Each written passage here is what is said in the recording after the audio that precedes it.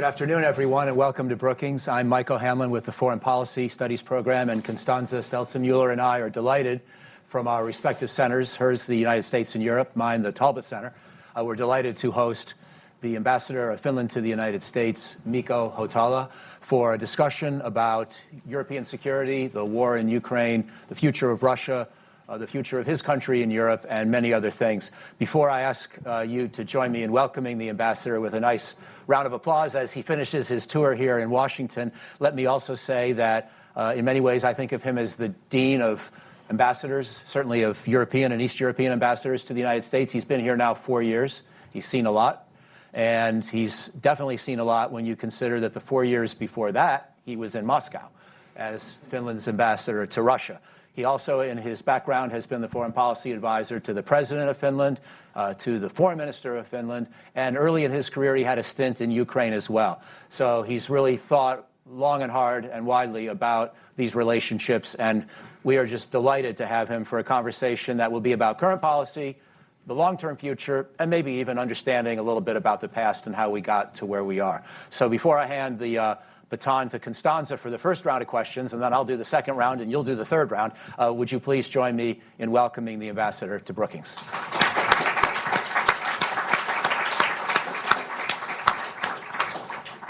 All right, over to me. Good. Hello, everyone. Again, thank you for joining us here. This is a pleasure and a privilege, and we're sorry to see you go. I'm going to start with a total softball, which Good, is thanks. that Finland, I have other questions, don't worry. But Finland always pops up first on the list of happiest countries in the world. And to those of us who have spent a little bit of time with Finnish popular culture, e.g. the movies of Aki Kaurismäki, this comes as a surprise. Tell us why Finns are so happy. I think first of all, thanks for having me. It's a great pleasure to be here. This is actually one of my final days in DC, so I think it's a perfect way of wrapping up. I think the reason for happiness, and actually we became the happiest country on earth first time when I was in Moscow. And I always remember the discussions I had with the Russians because they had so difficult to understand because they couldn't explain our happiness by different climate or so they simply had no excuses. But basically, I guess the reason is, to put it simply, is that there's a very high degree of trust in the institutions in our country, perhaps the highest in the world. So people's lives are predictable. They know that they have high degree of security. They know that the society works as they usually expect it to work. So it gives you a kind of certain peace of mind. Mm-hmm. And secondly, I think we have a really good and direct relationship with nature. I'm here in DC, I'm watching my friends' sort of Facebook feed because now it's the holiday season in Finland and the lakes. Everybody is spending their time on the lakeside. It looks like from the postcard. And they have their saunas. We have 2.5 million saunas out of 5.5 million population. So it basically means that every house, every home, every family, almost every person has their own sauna. We have 3 at the embassy. So Washington must be a very popular posting because this is a living sauna, the entire city, right? We still use sauna even in the summer, so I'm going to go there this evening. I was there last night, so we do it all the time. But I think you have a lot of reasons for that. But let me tell you that Finns were also a bit surprised by this result. But now we've been the happiest 7 years in a row. So we slowly start to accept that perhaps there's some merit to that. All right. Well, sobering thought. I have, of course, more serious topics, and I thought we should start off, given the fact that this capital has just seen a historic NATO summit. Let's start off with one of the biggest issues at the NATO summit, which is the war in Ukraine. Russia's full-scale invasion has now been lasting for more than 2 years. It appears that we are all resigning ourselves to the thought that there is no swift victory in sight for either side, and thus this could be long and hard, and especially hard for the Ukrainians, but also hard for Ukraine's Western supporters. What were your feelings coming out of this NATO summit? Where does this go? Is there a realistic end to this conflict? When and how would it look? Well, every war must end at some point, and of course, coming from a country that has had roughly 50 wars with Russia and Soviet Union, you name it, I think all the wars, they will eventually end. Obviously, for me, after having served in Moscow a couple of times, having spent a lot of time there, I think it was absolutely clear right from the beginning of this invasion that this is going to be a long-term war. I didn't expect any quick sort of results. I didn't expect that it would be over in a couple of years. So I still hesitate to see or predict when it could be over, because we see from the Russian side, economically, I think they can go on like this for quite some time. Politically, they don't seem to have any real difficulties with even with the high number of casualties. Militarily, I think it's a bit of a struggle, but they can go on as well. So I think I always try to avoid until I see a clear signs of getting closer to the peace to give any predictions. I believe, and it's been my core belief right from the beginning, is that if the Russian leadership would be able to conclude that this war is unwinnable in very clear terms, that the Ukrainian capabilities, Western support, both in terms of volume plus the kind of stamina would be sufficient. I think there is a moment when they would conclude that, hey, this is not a sustainable course of action. The reason why they continue to wage this war is that I think they believe that it's still winnable for them. Yeah, it's still winnable. I don't think they have really changed their original plans or ideas or objectives. So they still believe that they can outlast us as long as we don't give them kind of a clear signal that this won't be the case. So that's why that's why this keeps on going. Do you think that there is anything Western supporters, European supporters of Ukraine can and should do to change that equation, to make it winnable for the Ukrainians and to make it a defeat for the Russians? I think NATO summit was important because politically it gave a signal of a long-term support. I think we have it. And if you look at the language in the communique, I think it's fairly clear. And most of the nations, including mine, are really, really solid in their support. So I think this is clear. It's there. Secondly, I think the problem is our simply industrial capacity. Mm-hmm. Most of the European countries basically dismantled a lot of their military industrial capacity, so it's not sufficient. And now everybody's trying to ramp it up, but it takes time. I think it's a bit of an uneven process. Mm-hmm. So even if there would be a kind of a perfect will to help them in a maximum way, I don't think we have all those capabilities ready. So it's going to be difficult and long-term by definition. But as a nation, for example, we do what we can, and we have given a lot of aid to Ukraine. I think we are certainly in top 10 countries of those helpers, and we don't have any domestic debate over whether this is needed or whether we can sustain this. I think we simply try to do as much as we can. Right. But I'm noticing you not saying that we ought to make an extra push, right? Because, I mean, I'm just sort of wondering, I confess that I have a view here. Mike knows what that view is. I would like to see us make that extra push. But I guess I'm wondering what the price is of not making it, right? Because and there seems to be a strong feeling both in the Biden administration and certainly in Berlin, in the German government, I'm a German citizen, that we sort of need to have exquisitely calibrated support that doesn't, that sort of creates a stable long-term equilibrium of conflict, but doesn't push for a swift and clear and complete resolution. And I'm wondering whether that there isn't an inherent risk to that as well, which is that it over time undermines democratic support because the cost of support becomes higher and higher. There is presumably no end to the outflow of refugees, particularly given that the Russians are continuing to degrade Ukrainian energy supply. And I mean, we're lucky that we're in summer now, but I'm not seeing the Ukrainians or us repairing that energy supply. And I guess so it's an open question. What happens to people under those circumstances in the winter? Should we expect a massive new outflow of refugees? And if so, won't that have democratic consequences in Europe for support? Well, I think obviously, I think most of our nations didn't have too much willingness to really test how fast and how quickly and how kind of efficiently we could end this war. So that's what we then have as a consequence, which is a war of attrition. Yeah.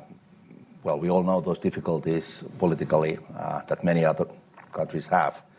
Like I said, we don't have those. I think the reason being the fact that as a bordering nation to Russia, we do understand those risks and consequences that the Russian victory would bring.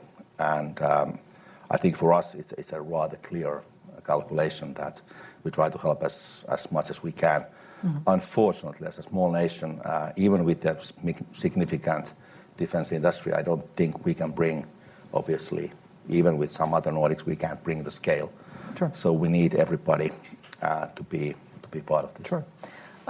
The way we split this up is that sort of I've been going first with questions and then Mike comes in, but you should interrupt me at any time, Mike, if you think I'm not following up.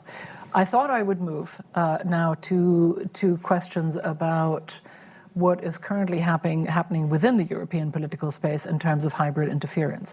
The Finns, as I'm sure many of you know, have a concept of total defense, and of course have decades, centuries really, of experience keeping the Russians at bay or actually fighting them. And we're seeing now a level of hybrid interference and warfare from Russia in Europe that is unprecedented since the Cold War. Some of you will have heard of the recently uncovered plot to kill the head of one of Germany's defense companies, Rheinmetall, Armin Pappberger. That's, we've seen a lot, but that was really quite startling. Do you think we're responding to this appropriately as Europeans, as NATO member states, and is there anything that we can learn from the Finns on how to handle this? I think we start to realize that we have a bigger problem in our hands. Yeah. This is what's happening, and I think the level of awareness is much higher than it was like even a couple of months ago. So, and obviously it's part of the debate we have within NATO, we have within EU, and also nationally, what to do with this. In our specific case, our problem is the border, and the fact that Russians started to instrumentalize asylum seekers. They were starting to bring in people from the third countries. They tried to sort of send them through the border as asylum seekers, and obviously, because of that, we had to close the border last autumn. And it's actually a fairly significant move because before the pandemic, we used to receive roughly 10% of all Russian foreign travel. We issued more visas to Russians than any other nation in the world.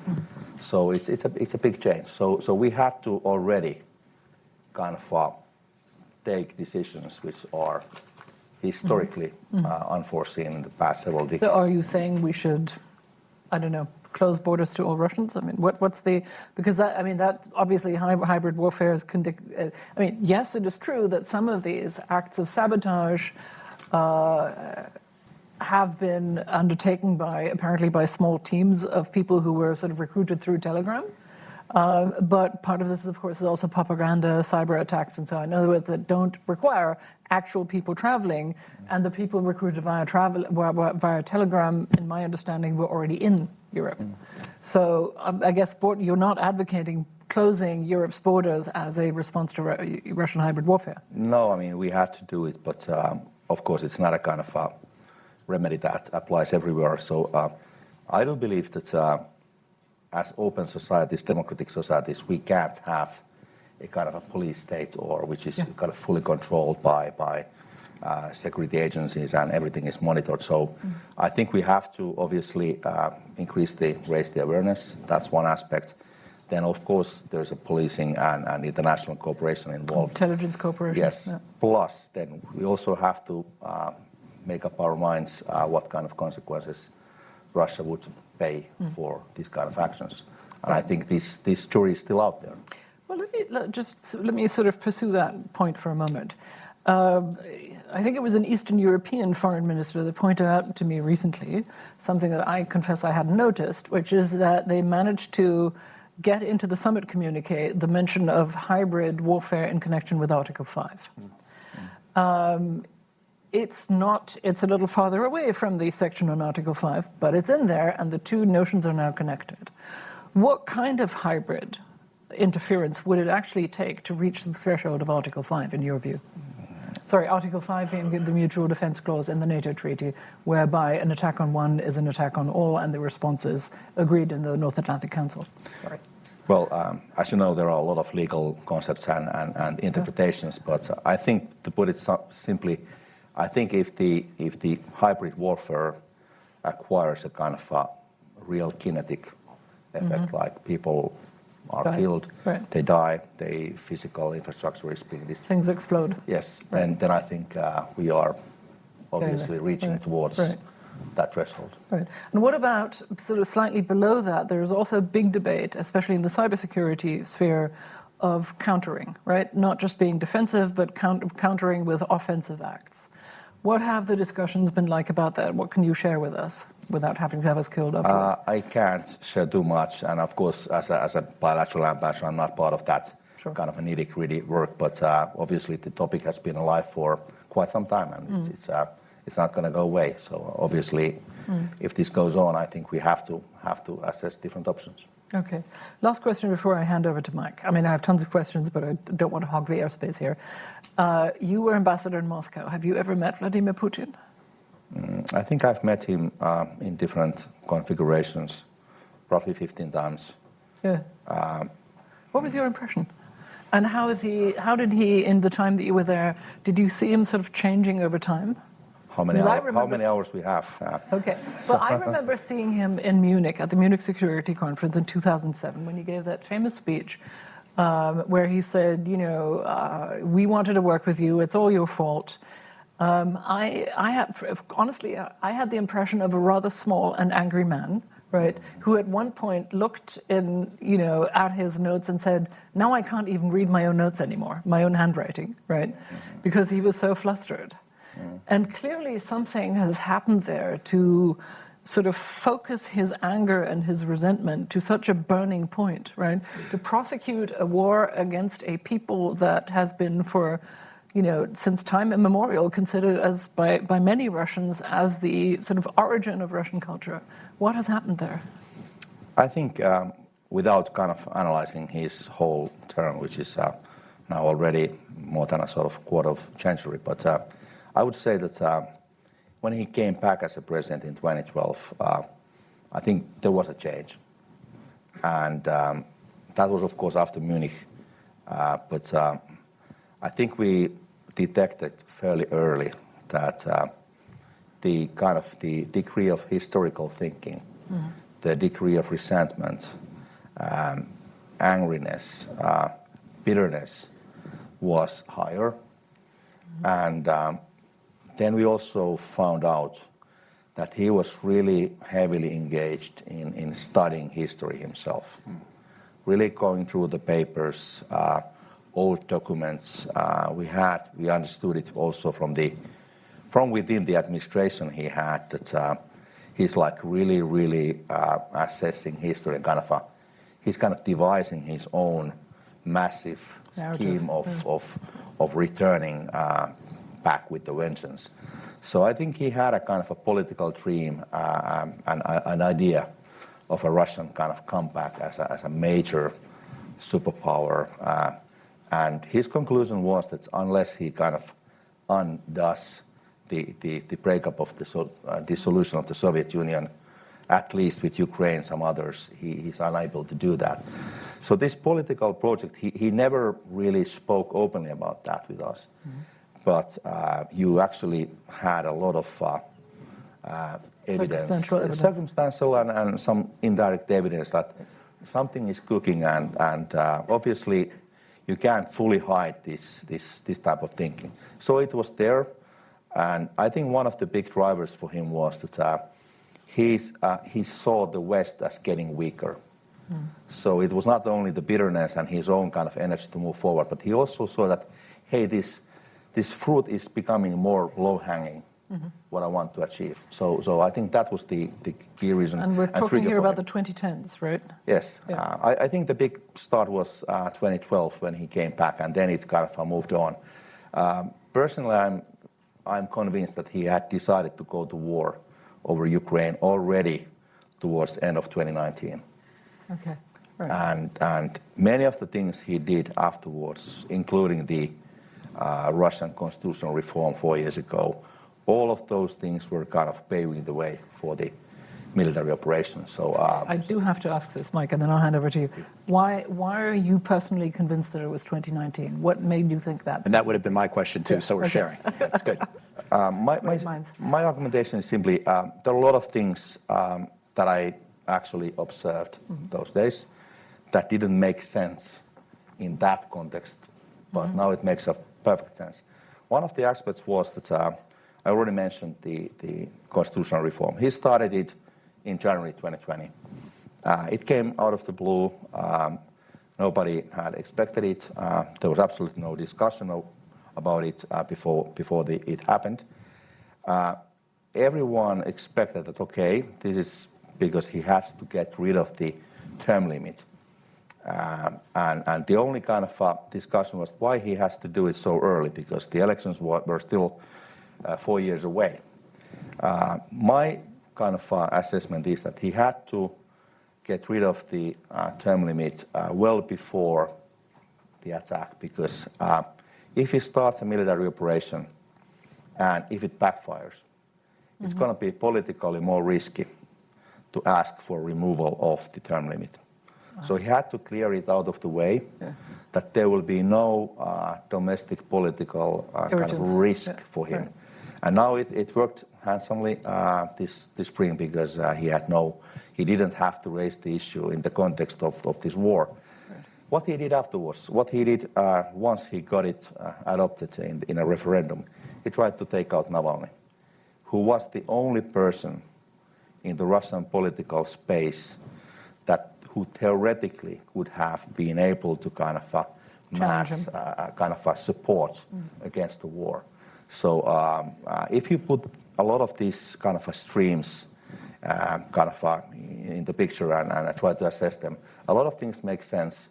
They didn't make too much sense at that moment, but now it's clear. Then militarily, I think we're going to dig out more information down the road, but this is how I see it right now. Another reason was, of course, that since Zelensky was elected in May 2019, I think by December, Putin had already concluded that I'm not going to be able to kind of the Ukrainian political pendulum didn't swing back, and I can't have a deal that I want to have with this person. Right. Thank you very much. That was fascinating. Definitely. Over to you, Mike. Yeah, it sets up my question about looking to the future and thinking about the long-term relationship with Russia. And I'm going to put it the same way that I was privileged to be able to ask President Zelensky this question last year. Is this war in Ukraine, is this Putin's war or is it Russia's war? Is it fundamentally the decision of one semi-deranged or at least very angry dictator as he's become, or is it much more reflective of underlying Russian strategic culture and therefore maybe even more likely to outlast Putin? I think it started as Putin's war, but Putin had made sure by modifying and kind of manipulating the society for a long time that it actually subsequently became Russia's war. So it's both, actually. And there are a lot of things that people obviously kind of judging Russia from here or from Finland even don't get. And one aspect was the pretty pervasive kind of militarization of the society. I remember I had small kids when I was still in Moscow, and my boys went to a local kindergarten, and once I started to have some suspicions that they have some military training for those. They were like 5 and 2.5 or 3. And I asked the older son, who was 5 at the moment, that, do they train you too much in a military fashion? And he said, no, Daddy. Then I kind of tested the whole thing a few hours later, and then I told him that, show me how to march. And he started to march like the Russians do, which is very distinct from a Finnish military.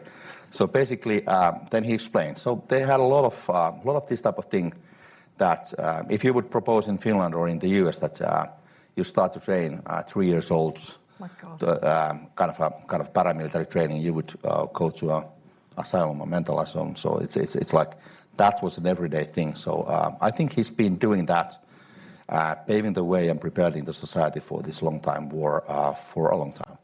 And that leads to my question for you about how we can understand Finland's decision to ask for NATO membership and to join as the 31st member of the alliance. And I think even those of us who might have been skeptical about NATO expansion are very happy and proud to see Finland inside of NATO and know how much you can contribute.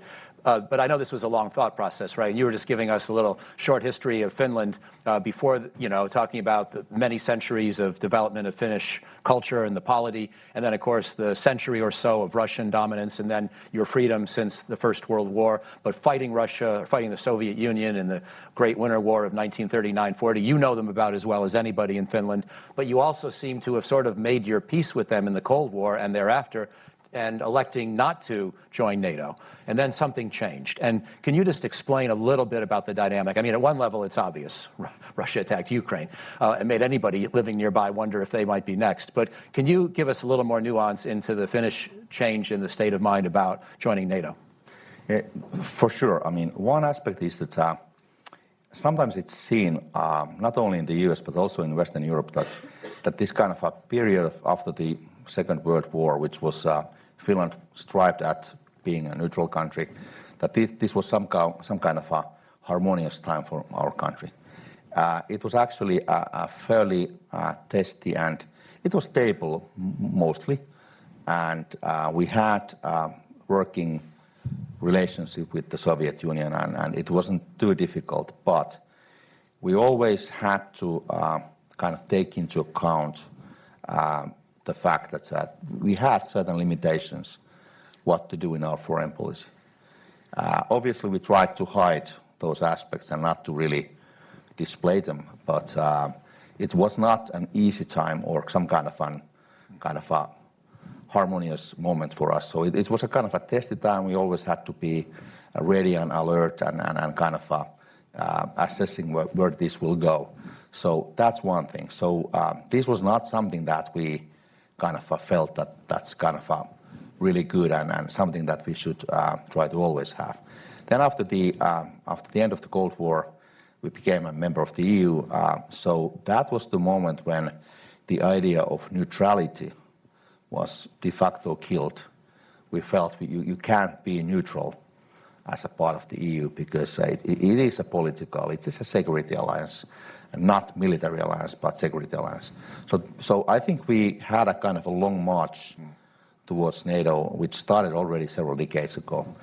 On the NATO membership, we already had 30 years ago, roughly, the basic idea that we need to be able to apply and join, have a kind of credible chance of joining NATO if we wish to do so. That's why we started to make ourselves NATO compatible. We, of course, took part in all those NATO peace missions and peacekeeping operations. So it started fairly early. But you are, Michael, you are totally right. The kind of the last trigger, obviously, was this attack. My personal assessment was that we actually had, although we were ready, NATO compatible, we were partners, we always said that we retained the right to apply. We wanted to signal everybody, including the Russians, that this might one day happen. But after the attack, we suddenly had all those obstacles removed. And we used to have 4 obstacles. One of the obstacles was the domestic opinion. The support was, for most part of the post-Cold War era, was 20-30%, so fairly low. Secondly, Swedes were even more stubborn, not really looking to change the 200 years of neutrality. Thirdly, I don't think we had a lot of enthusiasm for NATO enlargement, also from the US. It was not prevented, or nobody said that you shouldn't join, but I mean, there was no real appetite for that. Fourthly, and which is more kind of, I think, sensitive, is that my own assessment was that should we kind of decide to apply out of the blue, there was a distinct risk of Russian violent reaction. Most of the people always concluded that the risk is fairly low, but you were not able to completely exclude that. And my personal assessment was always for past 15 years that if we decide to do so, to apply, it's better to do in a moment when Russia is either busy with real domestic issues or it's busy militarily elsewhere, because then the military force they had is actually stuck with something else. So February 2022, all these 4 obstacles were basically taken out by Putin himself. So let me now ask about Finland's self-defense as part of NATO and how you see the necessary steps that remain, how the progress has been in recent times. And I'm not just talking about military preparation, but more generally, your political affiliations, your economic deterrence to the extent that you're part of sanctions against Russia, and they know there could be tougher sanctions if they ever attacked a NATO member at a bare minimum. Could you just paint the overall picture of how secure Finland feels today from the Russian threat, and what else needs to be done both by Finland and by NATO to make sure that the northern flank of NATO, basically your country's very long border with Russia, up to Norway's border with Russia, is secure? Well, first of all, of course, we are more secure now as a NATO member than we would have been without that. So this is for sure. And I think you see it in my country. I mean, it's 80-90% of support for membership. So it's a very unified political landscape, which is important. Secondly, I think militarily we've been, of course, doing a lot in the meanwhile. We currently invest 2.4% roughly of GDP. We have a conscription, unlike most European countries, which actually gives us the really strong reserve. We have, I think, the highest willingness to defend one's own country in Europe, which also sets us apart as a kind of a distinct case of quite unique strategic culture. So we have all those elements in place, but I still think we have to stay humble and kind of, because the war in Ukraine is a moving target. So many of the lessons of the early parts of the war are now kind of getting old. So you have to we have a strong legacy and a strong system, but you have to make sure that you can update that. And now, of course, we update that together with the allies. So it's a different thing.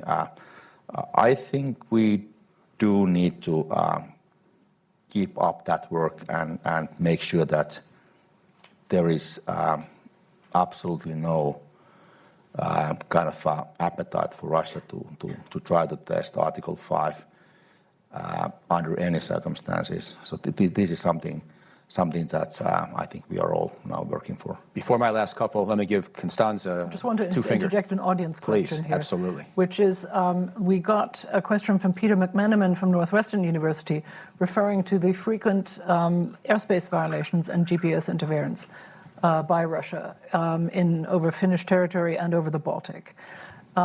More generally, what we've seen is a really significant increase in Russian risk-taking and in really attributable aggression over European borders. How has that altered your perceptions and your responses? Well, first of all, And what do you need from NATO? yeah, well, Russian behavior in the north has not changed actually too much. Okay. It seems to me that they are more reckless and kind of willing to take risks in the south, in the Black Sea. So we haven't seen, I mean, I'm not trying to give them any credit for anything they have done, but I still think that the airspace violations are actually quite rare. They are not frequent. It happens a couple of times a year. It has happened a couple of times a year since I was born. So, and we're still the happiest. So it's kind of, it's all relative. So it's not the end of the world. So obviously, but we don't see a kind of a frequency kind of dramatically changing. So it's just the Swedes and the Norwegians are more excitable than you are? Or No, it's not that. But I mean, we of course, we see what happens around our borders. So this is the kind of the situation we see. Then the GPS jamming is a real issue. Yeah. Because it causes a certain risk to civil aviation. Obviously, the reason, as far as I can understand, is that they are afraid of Ukrainian long-range drones, and they try to protect St. Petersburg with the GPS jamming. And quite often, the Russians are not, how to put it diplomatically, they're not really precise how these jamming devices work. So that causes a trouble, and it's actually a bigger discussion in Europe because other countries suffer from those problems as well. So it's collateral rather than intentional? I don't see a kind of course, I mean, I can't go to their heads and kind of assess what's the motivation, but it's, I still would say that it's more collateral than a kind of a specific action trying to kind of sabotage our target. Back to you, Mike. So I have one last question, and then we'll go to all of you, please. And let me, by the way, just let me say thank you for your friendship. Thank you for the support and collaboration we get from the government of Finland on all these kinds of matters, and your leadership in the alliance, and just your inspiration in the alliance as much as leadership.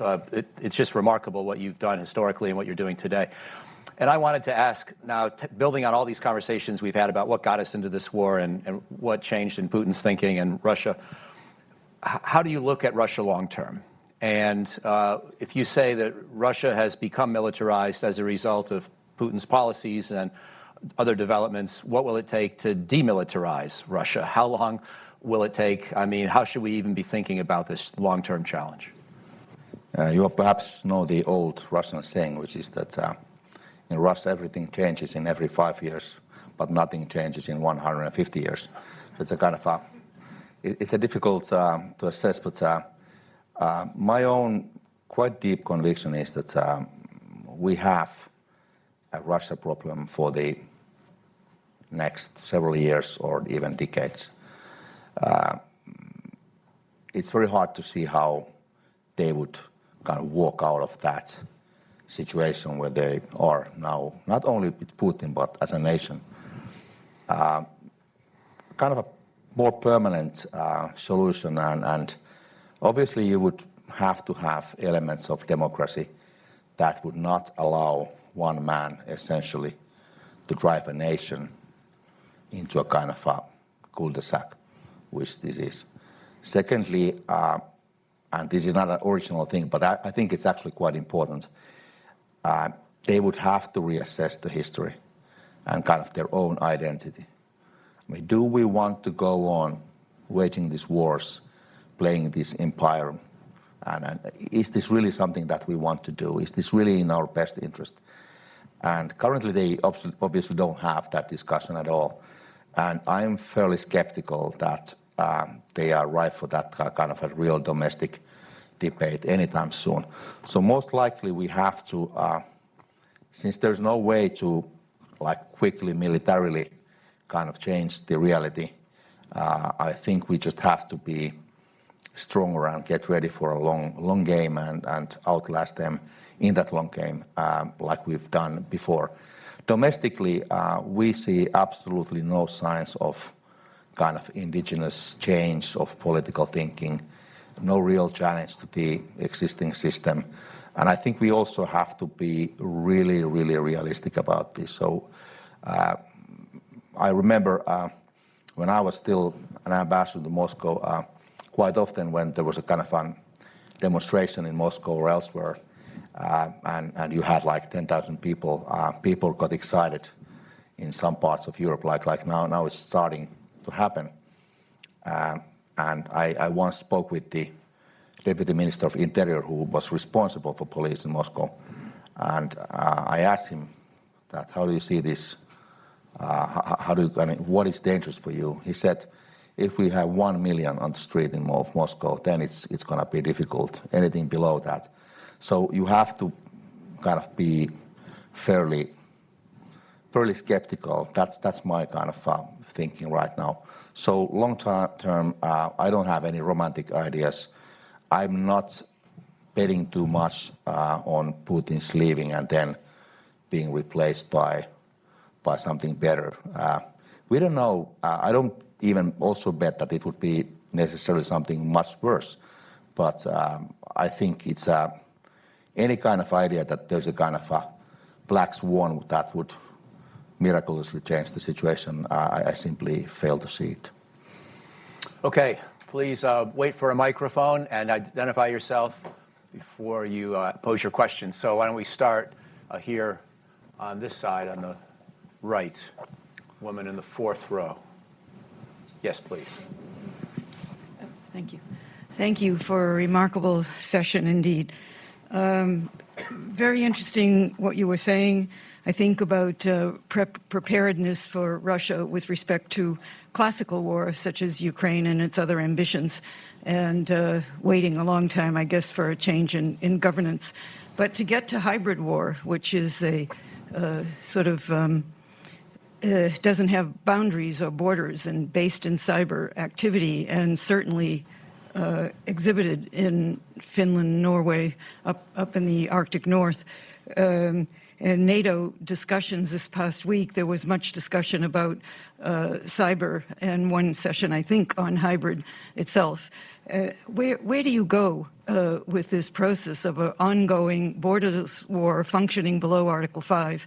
And what kind of preparation, both individually and NATO-wide, interoperabilities, processes by which determinations can be made about what's going on and when it's going on and how to prevent from the start? I hope that makes sense. Thank you. So, first of all, hybrid threat is a real one, and we have to take it seriously. But I would simply perhaps start with the traditional threat, which is the most severe form of threat. And as a bordering nation, a country that has the long border, 830 miles, I think we always have to start with that dimension and take it very seriously. Hybrid can cause damage, it can cause disruption, it can cause some political kind of processes and reactions, but this is something that mostly, I think, by policing, by intelligence, by cybersecurity means. I think there are kind of there's a huge toolbox of things we can deploy, and if I look at my own country, which is not perfect, I still think that by these kind of hybrid means and information warfare, I mean, Finns don't believe a word they get from those sources. So good luck with the information warfare. It's like basically any political actor being seen as somehow supporting that Russian agenda, it's a kiss of death. So it's like it may work better in some other places which have been less injected against that, but nevertheless, I think that the real risk is, although it's real, it's still fairly. It's not the same as the conventional military risk. Anders in the second row here, please.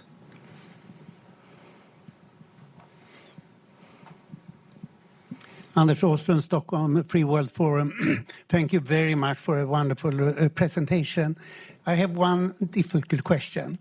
You got two of Putin's worst cronies, Gennady Timchenko and Boris Rotenberg, getting Finnish citizenship in the 1990s. How are you handling them now in similar cases? Thank you.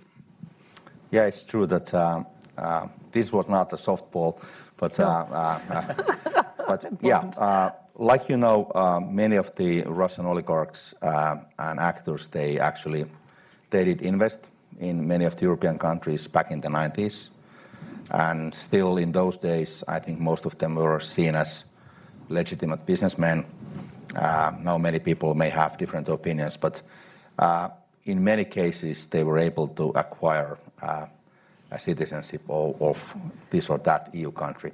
So this is the reality. Obviously, we treat all the Finnish citizens equally, and if they break the law or do things like that, then they will get the legal punishment. So there's nothing to add here. I will say that there's an extraordinary density of Russian oligarch villas around the nicest Bavarian lakes. So you're not the only ones. The gentleman in the blue shirt in the fourth row, right over here, fifth row. Thank you. My name is Michael Fott, and from the Osgood Center for International Studies. My question for the ambassador is, seeing how Finland has actually signed a security cooperation agreement with Ukraine in April, what would you say is Finland's current stance on Ukrainian accession to NATO? Thank you. Well, our position is that we support Ukrainian integration and membership once we are all ready.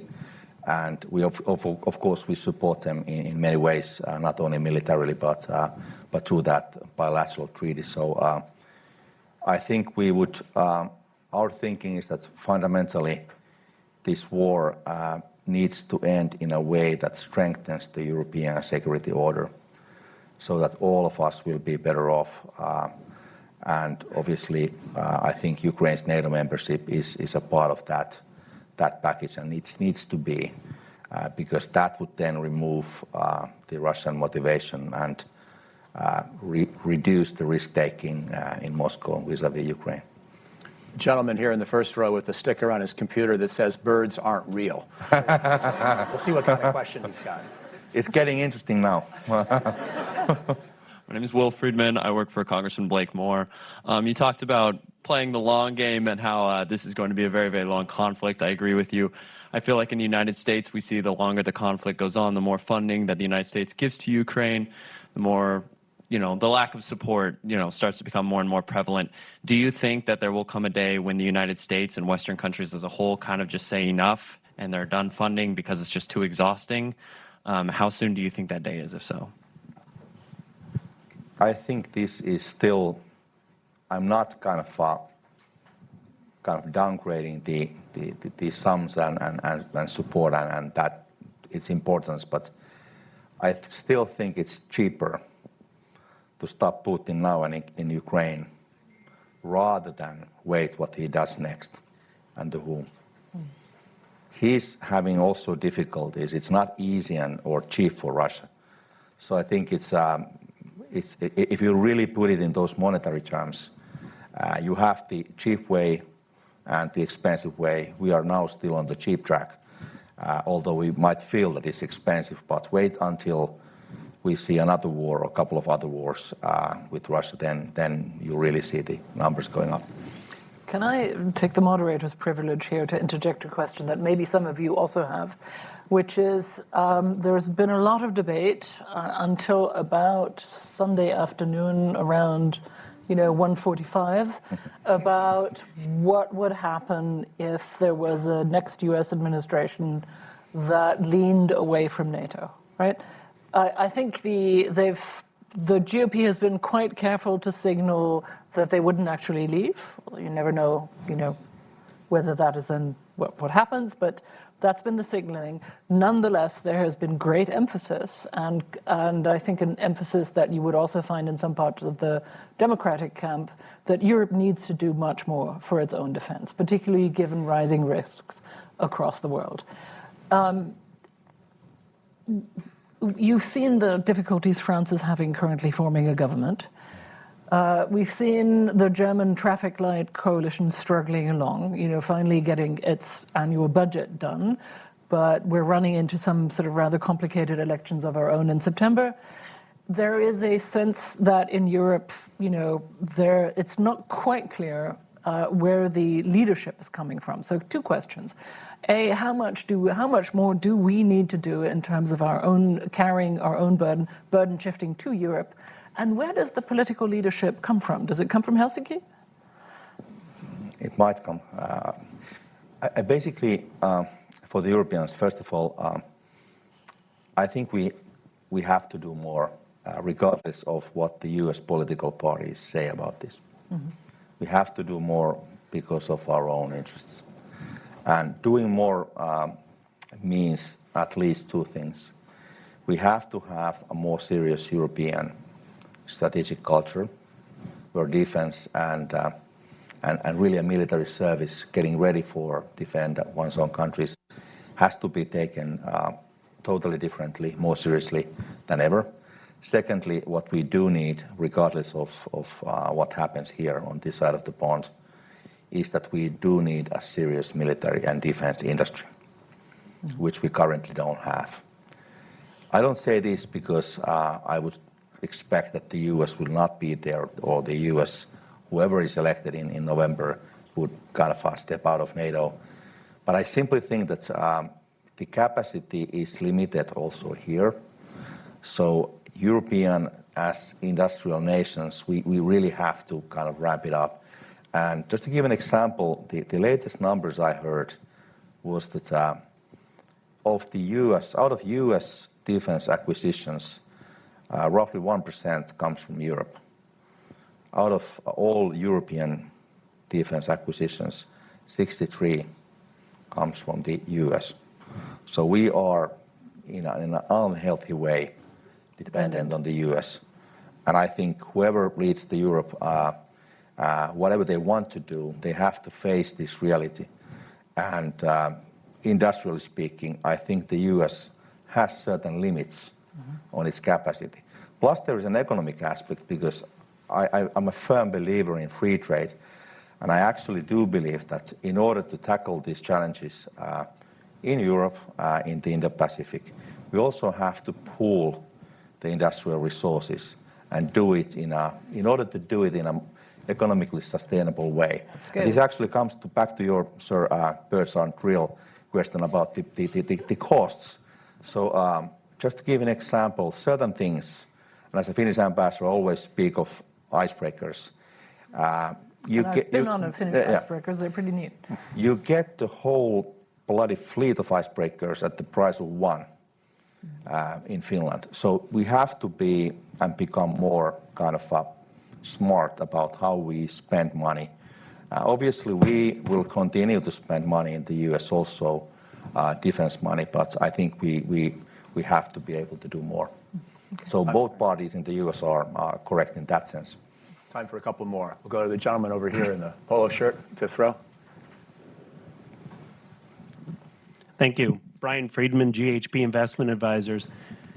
Russia has an expanding alliance with Iran and China.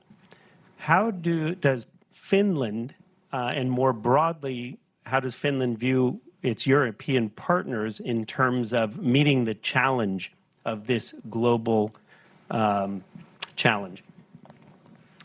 I think we are getting better.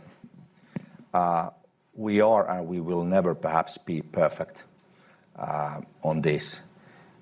We do see the risks of these close relations, and I think if you mention specifically China, the fact that they do support Russia economically by buying a lot of stuff, by sending a lot of technological goods, it has a direct impact on Russia's capability to attack Europe. So we take it increasingly seriously. Then the picture, of course, among the European countries is still, I would say, it's fair to say it's quite uneven. But I think all countries, especially within the European Union and NATO, I think they are moving and taking these risks more seriously. So the idea that was fairly common in this town a couple of years back, that Europe doesn't get it, doesn't understand these aspects, I think it's history. I think we understand. Your president has been more of a dove on relations with China and Europe's relationship with China, Alexander Stubb. Has he changed his view as well? I'm not going to kind of comment what the president says or means, but I think what we try to, of course, say is that, like with the US, all the European countries almost have fairly important economic relationship with China. And this is a fact of life. And I think the Europeans and Americans are aligned in the sense that we try to maintain those connections that we can. And that's been our policy. Well, it's also a fact of life for the American economy. It is, but it certainly is. Yeah. See if we can sneak in two last quick questions here in the third row, please.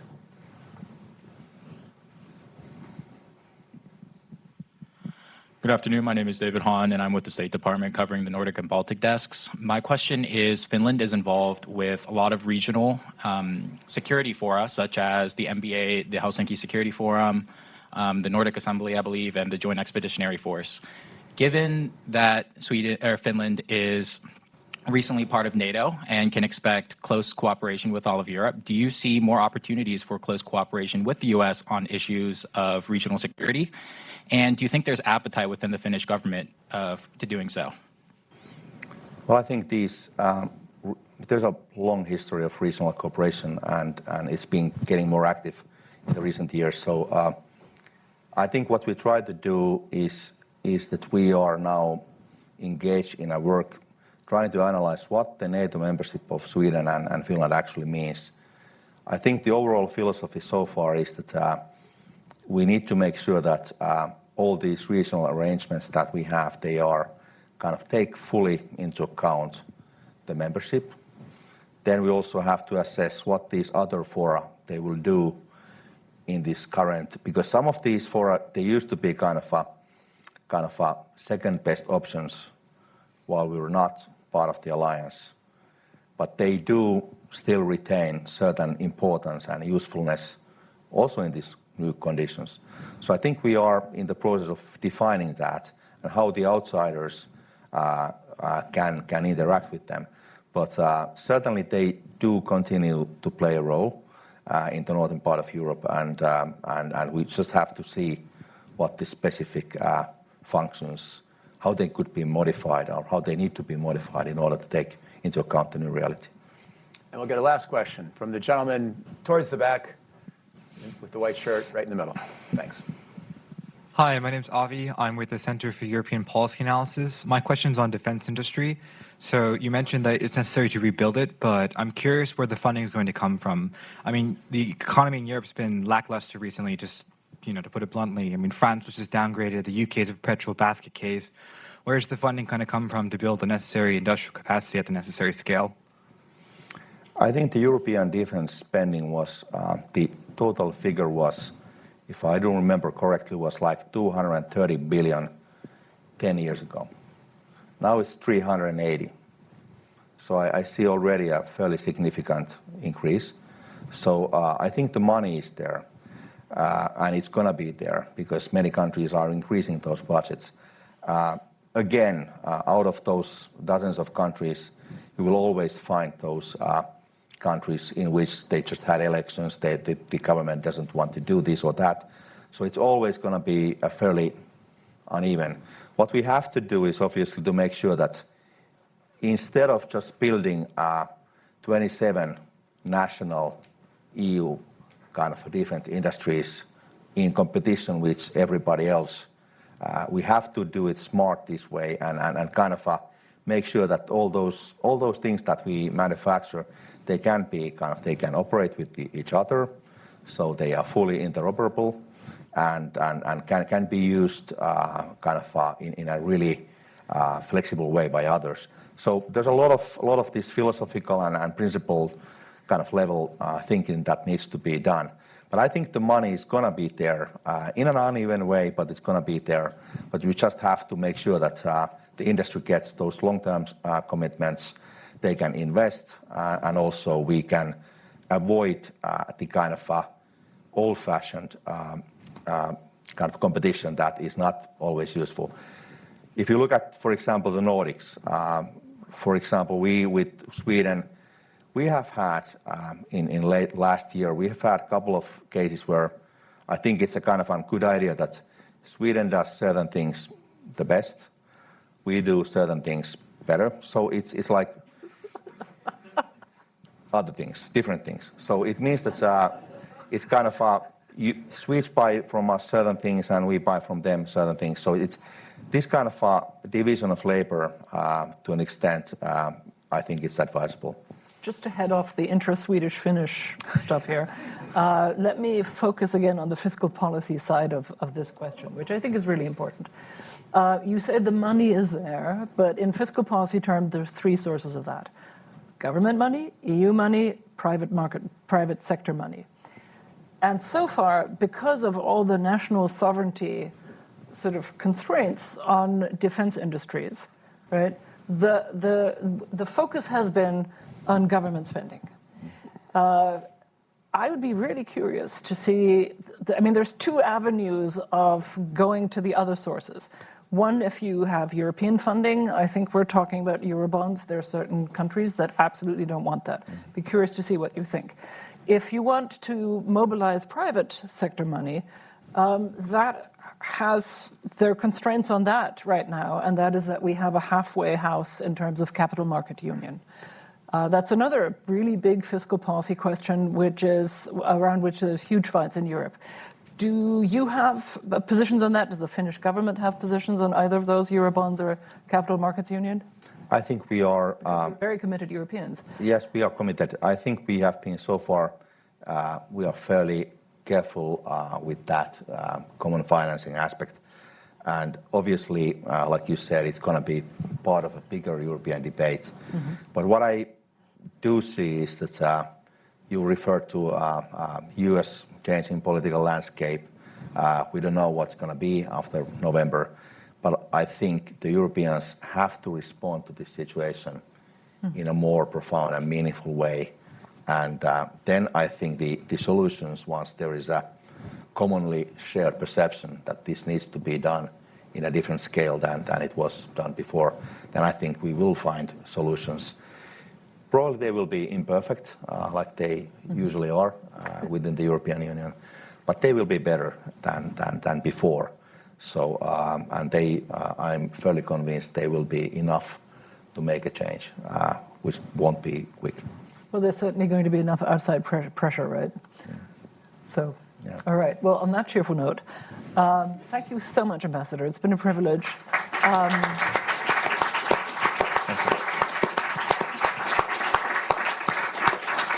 It's been great to have you here in Washington. You've been a great friend to Brookings. We're also really grateful for past Finnish government support for our work and the respect that the Finnish government has had for our independence in all of that cooperation.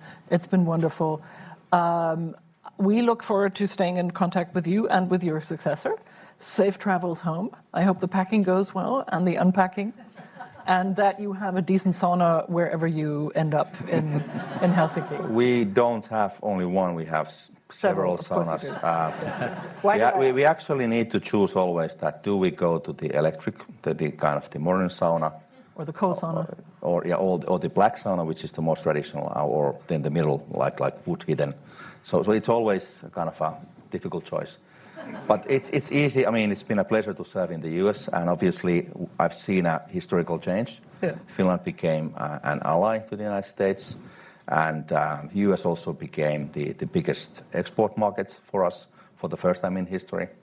So if I would get only a small fraction of that as a bonus, I would not have to worry about anything. So it's been a lot of solid progress, and also the Defense Cooperation Agreement was mentioned. 2 weeks ago, we nailed the common understanding on the icebreaking cooperation. So it's been a lot of positive things. But after many years abroad, it's also nice to go back to the happiest country on earth. On that Well cheerful said. note, thank you.